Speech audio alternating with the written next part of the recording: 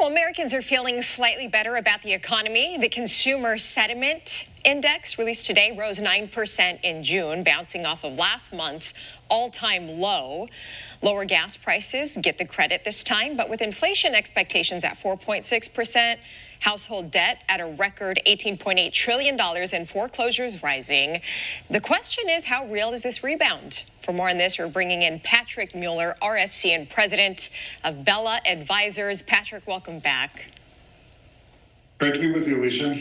You know, the headline looks better. Sentiment is up 9%, but it's still one of the weakest readings ever. Put that in perspective for us. Yeah, right now it is all about the oil. Everything that's going on in Iran and everything that's been happening with Venezuela, but mainly Iran. And we've seen gas prices back in April, the per barrel of oil back in April was up to $112. And when I was checking on it this morning, it was down to 77. So that says everything. When the prices are going on at the pumps, that just instantly takes money out of our pockets and the average consumer's pockets, and that hits more than anything. And then with inflation and everything else, it's just raising the prices on goods and services. And so seeing those oil prices starting to come down, I think that's the biggest reason why we are seeing that spike in consumer sentiment, because it's starting to ease it a little bit at the gas pumps, and people are starting to see a little bit of light at the end of the tunnel of gas prices coming back down. Yeah, no doubt gas prices drove this month's improvement. Is that real economic recovery?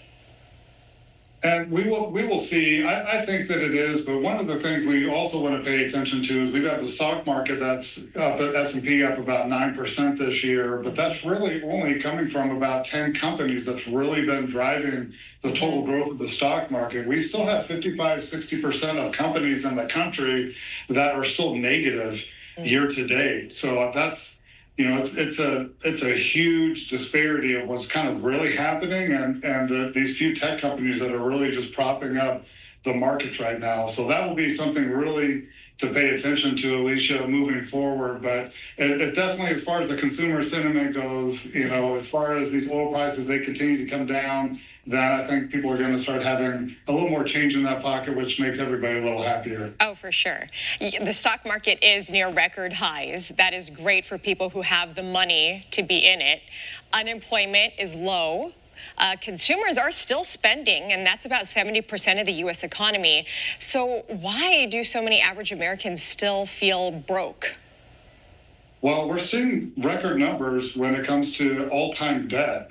And so a lot of this consumer spending is being financed. So you've got, you know, the buy now, pay later stuff, right? Where people can buy a $14 burrito and pay it off in 4 easy payments. It's crazy. You got DoorDash financing food purchases right now, like you were just saying.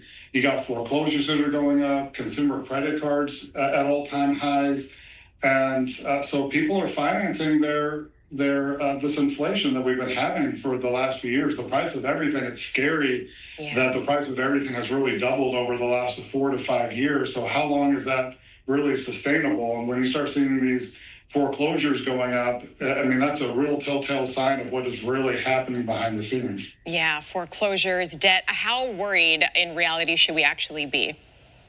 I would be much more concerned about it than I think that most people are right now. Nobody's really talking about the debt issues that are currently happening, and all the financing that's going on, this buy now, pay later stuff on food purchases and everything that you see on Amazon, and all the stuff that's making it so easy for people to be purchasing stuff. And it's going to be interesting to see how things continue to move forward, but I would be paying way more attention for that bubble to burst than any other bubble right now. All right, Patrick Mueller, RFC and president of Bella Advisors. Appreciate your time today, as always.